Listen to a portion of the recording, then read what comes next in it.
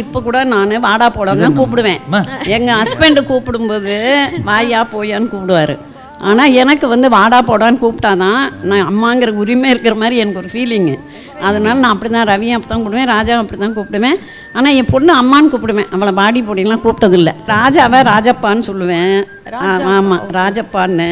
என் பொண்ணு பேர் ரோஜா, ரோஜிம்மான்னு சொல்லுவேன். ரவியை மட்டும் ரவிக்குட்டி சொல்லுவேன். ரவிக்குட்டி ஆமாம், சின்ன பையன்னு சொல்லிட்டு.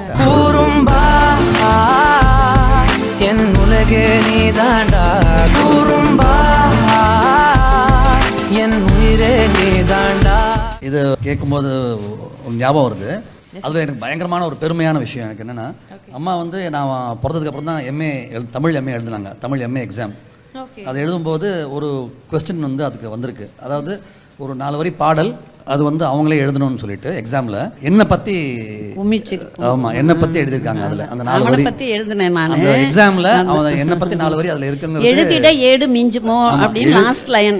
எழுதிட ஏடு மிஞ்சுமோ அப்படின்னு ஒரு லைன். அதுக்கு அவங்க எழுதுறது வந்து குமிழ் சிரிப்பும் கோவை செவ்வாயும் ராஜா என்ற ரத்தின பெயரும் இன்பமே வீட்டினிலே அவன் படுத்தும் பாடு கொஞ்சமோ இன்பமே ஏட்டினிலே அவன் படுத்தும் பாடு கொஞ்சமோ வீட்டினிலே அதை எழுதிட ஏடு மிஞ்சுமோ அப்படின்னு எம்ஏ எக்ஸாம்ல என்னுடைய நீங்க சும்மா இருங்க, அதுதான் பிடிச்சிருக்காங்களே. என்னன்னா கையை தான் பிடிச்சிருக்கேன், வாயை பிடிக்க முடியாது. அப்புறம் இதில் கமல் சாரை பார்த்தோன்னே எனக்கு ஒன்று தோணுது. இவன் திட்டுவான் சொன்னான். இவன் வந்து சின்ன வயசுலேருந்து கமல் ஃபேனு. இவன் வந்து கமலோட ஃபோட்டோ எடுத்துக்கணும் ரொம்ப ஆசை. சரின்னு சொல்லிட்டு பேசும் படம்னு ஒரு படம், அது நாங்கள் ஒரு ஏரியா பண்ணியிருந்தோம். அப்போ கமல் சாரை மீட் பண்ணி ஃபோட்டோ எடுத்தான். அப்போ ஒரு 13-14 வயசு இருக்கும் அவனுக்கு. சின்ன பையன், ஆனால் பயங்கர கமல் ஃபேனு. எப்போவுமே கமல்ஹாசன் ஃபேன் தான் அவன். அப்போ வந்து ஃபோட்டோ எடுக்கும்போது அவர் சத்யா எதுலேயோ ஷூட்டிங்கில் இருந்தாரா, அது முடிஞ்ச டைமான்னு தெரில. ஹேர்லாம் கம்மியாக இருந்தது அவர் தலையில். ஐயோ எனக்கு நல்லா ஹேர் தலையில் இருக்கும்போது ஃபோட்டோ எடுத்துக்கலையே அப்படின்னு ஒரு ஃபீல் பண்ணான். அப்போ விக்ரம் ஃபிலிம் ரிலீஸ் அப்போ அழுது அடம்பிடிச்சு ஃபர்ஸ்ட் டே பார்க்கணும்னு சொல்லிட்டு கிருஷ்ணவேணி தியேட்டரில் வந்து ரோடுக்கு வெளியே நிற்குது க்யூ.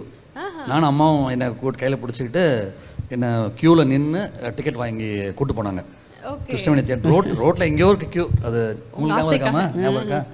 இல்லாமல் இருக்காது. ஃபேமிலி டைம் நமக்கு மிஸ் ஆகுதோ அப்படின்னு என்னைக்காவது நீங்கள் ஃபீல் பண்ணியிருக்கீங்களா? அது டெஃபினட்டாக மிஸ் ஆகும். இப்போ இவங்கெல்லாம் குழந்தையா இருக்கும்போது அவர் பாதி நேரம் ஹைதராபாத்தில் இருப்பார்.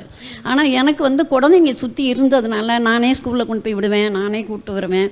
ஈவன் நான் வந்து கார் இருந்தால் கூட சில நேரம் நடந்து போவேன், நடந்து போய் பசங்களை கூப்பிட்டு வருவேன். அதனால் அது வந்து ஃபோன் பேசிப்போம், அதனால் பெருசாக தெரியல.